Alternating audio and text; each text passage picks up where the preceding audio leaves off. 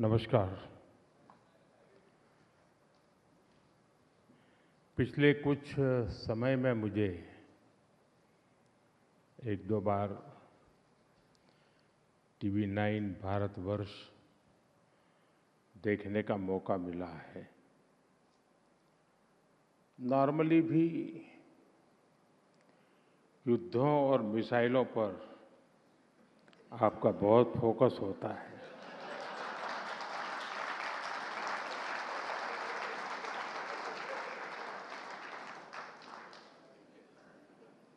और आजकल तो आपको कंटेंट की ओवरफीडिंग हो रही है।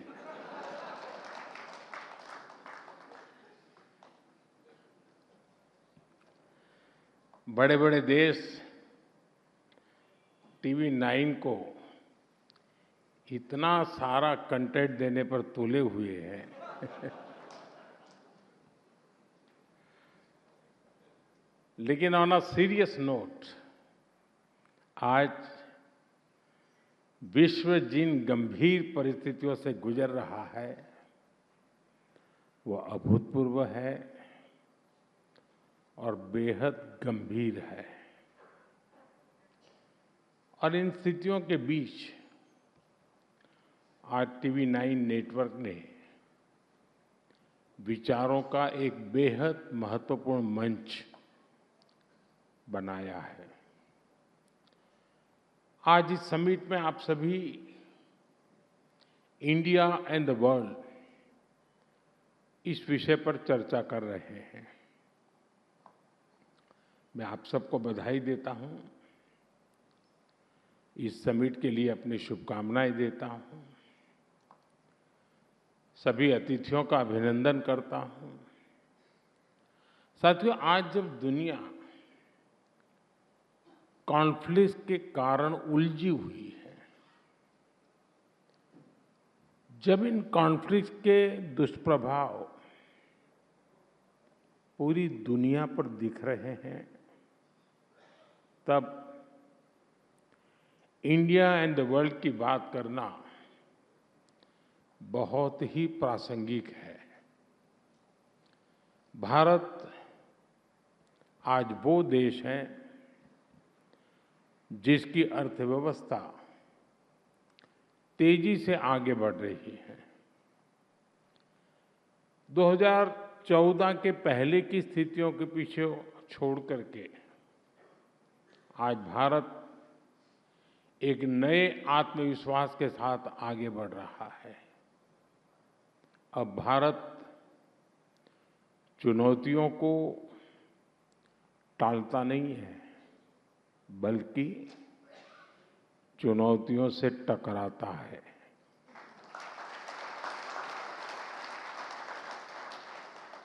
आप बीते 5-6 साल में देखिए, कोरोना की महामारी के बाद चुनौतियां एक के बाद एक बढ़ती ही गई है। ऐसा कोई साल नहीं है जिसने भारतीयों की परीक्षा न ली हो।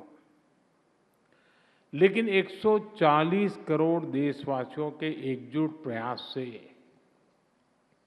भारत हर आपदा का सामना करता हुए आगे बढ़ रहा है।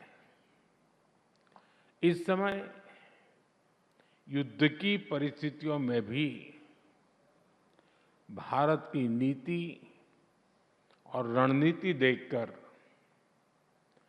भारत का सामर्थ्य देखकर दुनिया के अनेकों देश हैरान है। हमारे यहाँ कहावत है, सांच को आंच नहीं। 28 फरवरी से दुनिया में जो उथल-पुथल मची है, इन कठोर विपरीत परिस्थितियों में भी भारत प्रगति के, विकास के, विश्वास के संकल्प के साथ आगे बढ़ रहा है। इन 23 दिनों में भारत ने अपनी रिलेशनशिप बिल्डिंग कैपेसिटी दिखाई है।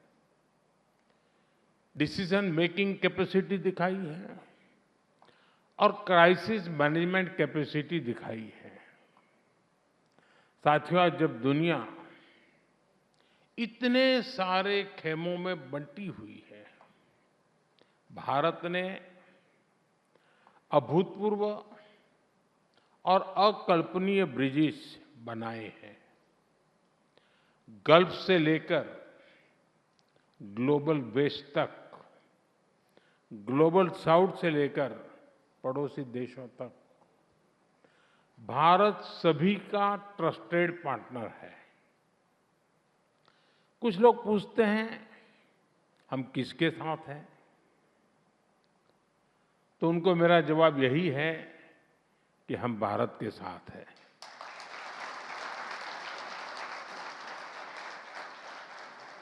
हम भारत के हितों के साथ हैं, शांति के साथ है, संवाद के साथ है।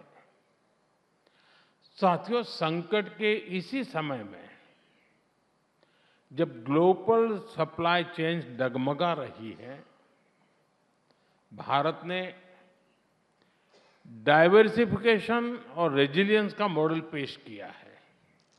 एनर्जी हो, फर्टिलाइजर हो या एसेंशियल गुड्स, अपने नागरिकों को कम से कम परेशानी हो, इसके लिए भारत ने निरंतर प्रयास किया है और आज भी कर रहे हैं। साथियों, जब राष्ट्रनीति ही राजनीति का मुख्य आधार हो, तब देश का भविष्य सर्वोपरि होता है। लेकिन जब राजनीति में व्यक्तिगत स्वार्थ हावी हो जाता है, तब लोग देश के फ्यूचर के बजाय अपने फ्यूचर के बारे में सोचते हैं।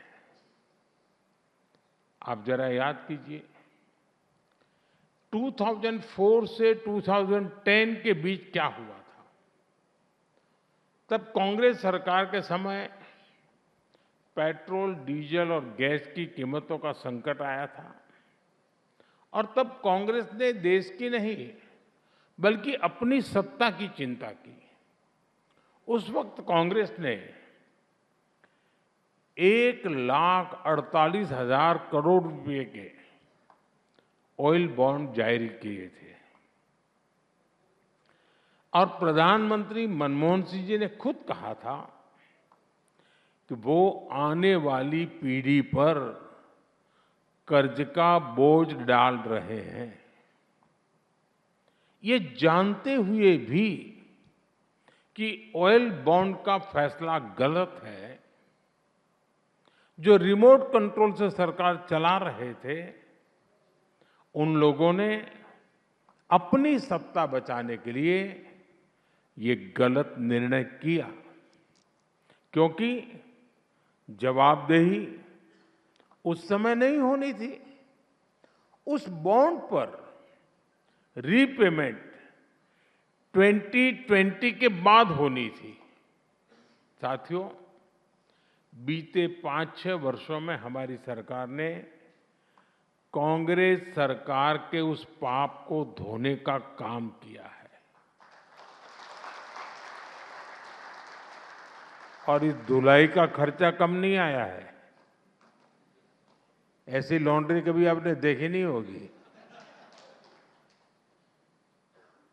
1,48,000 करोड़ रुपए की जगह देश को 3 लाख करोड़ रुपए से अधिक की पेमेंट करनी पड़ी, क्योंकि इसमें ब्याज भी जुड़ गया था। यानी हमने करीब करीब 2 गुनी राशि चुकाने के लिए मजबूर हुए। आजकल कांग्रेस के जो नेता बयानों की मिसाइलें दाग रहे हैं, मिसाइल आई तो टीवी 9 को मजा आएगा।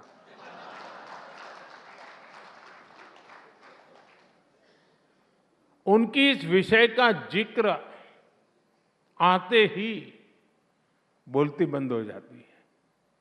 साथियों, पश्चिम एशिया में बनी परिस्थितियों पर मैंने आज लोकसभा में अपना वक्तव्य दिया है।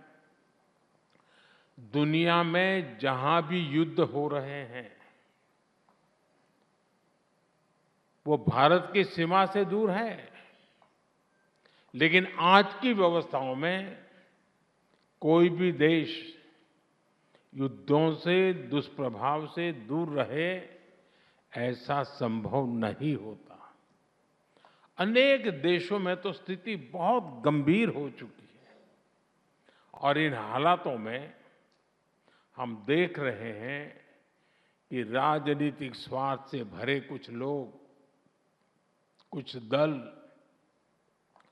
संकट के इस समय में भी अपने लिए राजनीतिक अवसर खोज रहे हैं। इसलिए मैं टीवी 9 के मंच से फिर कहूंगा, ये समय संयम का है, संवेदनशीलता का है।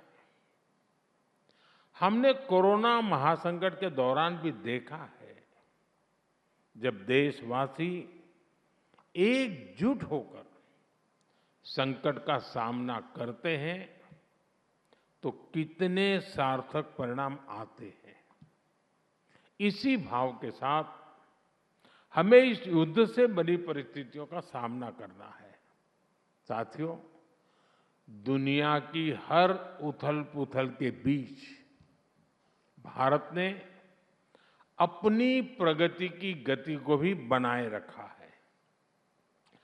अगर मैं 28 फरवरी को युद्ध शुरू होने के बाद बीते 23 दिनों का ही ब्यौरा दूं, तो पूरब से पश्चिम तक, उत्तर से दक्षिण तक देश में हजारों करोड़ के डेवलपमेंट प्रोजेक्ट्स का काम हुआ है। दिल्ली मेट्रो रेल के महत्वपूर्ण कॉरिडोर्स का लोकार्पण, सिलचर का हाई स्पीड कॉरिडोर का शिलान्यास, कोटा में नए एयरपोर्ट का शिलान्यास, मदुरई एयरपोर्ट को इंटरनेशनल एयरपोर्ट का दर्जा देना, ऐसे अनेक काम बीते 23 दिनों में ही हुए हैं। बीते एक महीने के दौरान ही औद्योगिक विकास को गति देने के लिए भव्य स्कीम को मंजूरी दी गई है। इसके तहत देश भर में 100 plug and play industrial park विकसित किए जाएंगे। देश में small hydro power development scheme को भी हरी झंडी दी गई है। इससे आने वाले वर्षों में 1500 मेगावाट नई हाइड्रो पावर कैपेसिटी जोड़ी जाएगी। इसी दौरान जल जीवन मिशन को साल 2028 तक बढ़ाने का निर्णय लिया गया है। किसानों के हित में भी अनेक बड़े निर्णय लिए गए हैं। बीते एक महीने में ही पीएम किसान सम्मान निधि के तहत 18,000 करोड़ रुपए से अधिक सीधे किसानों के खाते में ट्रांसफर किए गए हैं। और जो हमारे एमएसएमईज हैं, जो हमारे निर्यातक हैं, उनके लिए भी करीब 500 करोड़ रुपए के राहत पैकेज की भी घोषणा की गई है। ये सारे कदम इस बात का प्रमाण है कि विकसित भारत बनाने के लिए देश कितनी तेज गति से काम कर रहा है। साथियों, मैनेजमेंट की दुनिया में एक सिद्धांत कहा जाता है, what gets measured gets managed. लेकिन मैं इसमें एक और बात जोड़ना चाहता हूं, what gets measured gets improved और अल्टीमेटली गेट्स ट्रांसफॉर्म्ड। क्योंकि आकलन जागरूकता पैदा करता है, आकलन जवाबदेही तय करता है और सबसे महत्वपूर्ण आकलन संभावनाओं को जन्म देता है।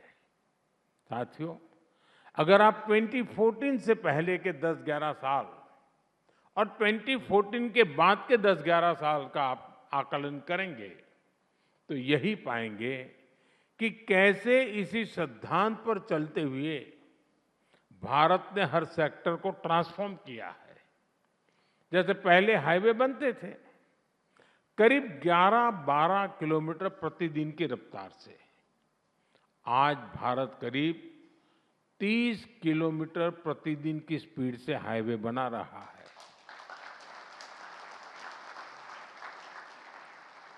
पहले पोर्ट्स पर शिप का टर्न अराउंड टाइम 5-6 दिन का होता था, आज वही काम करीब करीब 2 दिन से भी कम समय में पूरा हो रहा है। पहले स्टार्टअप कल्चर के बारे में चर्चा ही नहीं होती थी। 2014 से पहले हमारे देश में 400-500 स्टार्टअप्स ही थे। आज भारत में 2 लाख से ज्यादा रजिस्टर्ड स्टार्टअप्स हैं। पहले मेडिकल एजुकेशन में सीटें भी सीमित थी, करीब 50-55 हजार MBBS सीट थी, आज ये बढ़कर 1.25 लाख से ज्यादा हो चुकी है। पहले देश के बैंकिंग सिस्टम से भी करोड़ों लोग बाहर थे। देश में सिर्फ 25 करोड़ के आसपास ही बैंक अकाउंट थे, वहीं जनधन योजना के माध्यम से 55 करोड़ से ज्यादा बैंक अकाउंट खुले हैं। पहले हमारे देश में एयरपोर्ट्स की संख्या भी 70 से कम थी, आज एयरपोर्ट्स की संख्या भी बढ़कर 160 से ज्यादा हो चुकी है। साथियों, पहले भी योजनाएं तो बनती थी, लेकिन आज फर्क है, आज परिणाम दिखते हैं। पहले गति धीमी थी, आज भारत फास्ट ट्रैक पर है। पहले संभावनाएं भी अंधकार में थी, आज संकल्प सिद्धियों में बदल रहे हैं। इसलिए दुनिया को भी ये संदेश मिल रहा है कि ये नया भारत है, ये अपने विकास के लिए कोई कोर कसर बाकी नहीं छोड़ रहा है। साथियों, आज हमारा प्रयास है कि अतीत में विकास का जो असंतुलन पैदा हो गया था उसको अवसरों में बदला जाए। अब जैसे हमारा पूर्वी भारत है, हमारा पूर्वी भारत संसाधनों से समृद्ध है। दशकों तक वहां जिन्होंने सरकारें चलाई हैं, उनकी उपेक्षा ने पूर्वी भारत के विकास पर ब्रेक लगा दी थी। अब हालत बदल रहे हैं। जिस असम में कभी गोलियों की आवाज सुनाई देती थी, आज वहां सेमीकंडक्टर यूनिट बन रही है। ओडिशा में सेमीकंडक्टर से लेकर पेट्रोकेमिकल्स तक अनेक नए नए सेक्टर का विकास हो रहा है। जिस बिहार में 6-7 दशक में गंगा जी पर एक बड़ा पुल बन पाया था, उस बिहार में पिछले 1 दशक में 5 से ज्यादा नए पुल बनाए गए। यूपी में कभी कट्टा मैन्युफैक्चरिंग की कहानियां कही जाती थी, आज यूपी मोबाइल फोन मैन्युफैक्चरिंग में दुनिया में अपनी पहचान बना रहा है। साथियों, पूर्वी भारत का एक और बड़ा राज्य पश्चिम बंगाल है। पश्चिम बंगाल एक समय में भारत के कल्चर, एजुकेशन, इंडस्ट्री और ट्रेड का हब होता था। बीते 11 वर्षों में केंद्र सरकार ने पश्चिम बंगाल के विकास के लिए बड़ी मात्रा में निवेश किया है, लेकिन दुर्भाग्य से आज वहां एक ऐसी निर्मम सरकार है जो विकास पर ब्रेक लगाकर बैठी है। टीवी 9 बांग्ला के जो दर्शक हैं वो जानते हैं कि बंगाल में आयुष्मान योजना पर निर्मम सरकार ने ब्रेक लगाया हुआ है। पीएम सूर्यघर मुफ्त बिजली योजना पर ब्रेक लगाया हुआ है। पीएम आवास योजना पर ब्रेक लगाया हुआ है। चाय बागान श्रमिकों के लिए शुरू हुई योजना के लिए ब्रेक लगाया हुआ है।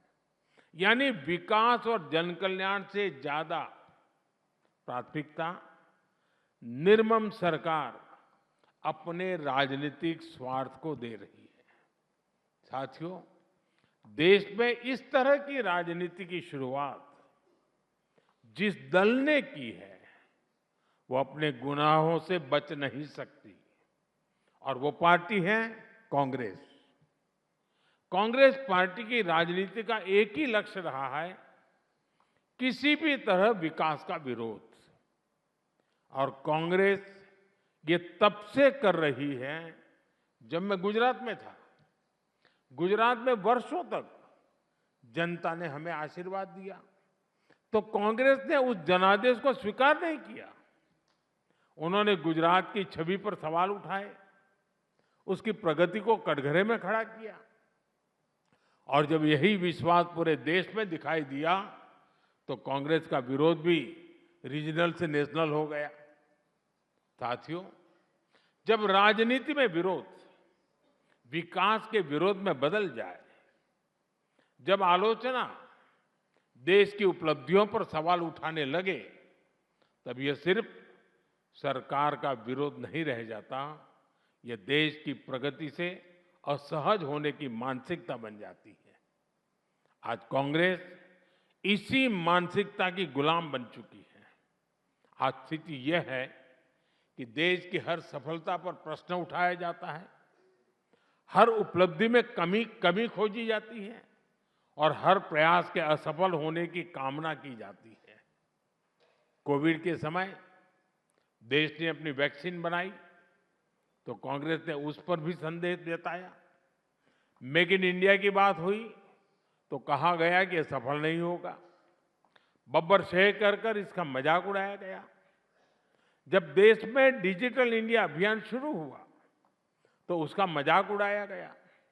लेकिन हर बार यह कांग्रेस का दुर्भाग्य और देश का सौभाग्य रहा कि भारत ने हर चुनौती को सफलता में बदला। आज भारत दुनिया की सबसे बड़ी वैक्सीनेशन ड्राइव का उदाहरण है। भारत डिजिटल पेमेंट्स में दुनिया का अग्रणी देश है। भारत मैन्युफैक्चरिंग और स्टार्टअप में नई ऊंचाइयों को छू रहा है। साथियों, लोकतंत्र में विरोध जरूरी होता है, लेकिन विरोध और विद्वेष के बीच एक रेखा होती है। सरकार का विरोध करना लोकतांत्रिक अधिकार है, लेकिन देश को बदनाम करना यह कांग्रेस की नीयत पर सवाल खड़ा करता है। जब विरोध इस स्तर तक पहुंच जाए कि देश की उपलब्धियां भी असहज करने लगे तो यह राजनीति नहीं है, यह दृष्टिकोण की समस्या है। अभी हमने ग्लोबल एआई समिट में भी देखा है, जब पूरी दुनिया भारत में जुटी हुई थी तो कांग्रेस के लोग कपड़े फाड़ने वहां पहुंच गए। इन लोगों को देश की इज्जत की कितनी परवाह है ये इसी से पता चलता है। इसलिए आज आवश्यकता है कि देश हित को दल हित से ऊपर रखा जाए, क्योंकि अंत में राजनीति से ऊपर राष्ट्र होता है, राष्ट्र का विकास होता है। साथियों, आज का ये दिन भी हमें यही प्रेरणा देता है। आज के ही दिन शहीद भगत सिंह, शहीद राजगुरु और शहीद सुखदेव ने देश के लिए सर्वोच्च बलिदान दिया था। आज ही समाजवादी आंदोलन के प्रखर आदर्श डॉक्टर राम मनोहर लोहिया जी की जयंती भी है। ये वो प्रेरणाएं हैं जिन्होंने देश को हमेशा स्व से ऊपर रखा है। देश हित को सबसे ऊपर रखने की यही प्रेरणा भारत को विकसित भारत बनाएगी। यही प्रेरणा भारत को आत्मनिर्भर बनाएगी। मुझे पूरा विश्वास है कि टीवी9 की ये समिट भी भारत के आत्मविश्वास और दुनिया के भरोसे पर, भारतीयों पर जो भरोसा है, उस भरोसे को और सशक्त करेगी। आप सभी को मेरी तरफ से बहुत बहुत शुभकामनाएं हैं और आपके बीच आने का अवसर दिया, आप सबसे मिलने का मौका लिया, इसलिए बहुत बहुत धन्यवाद। नमस्कार।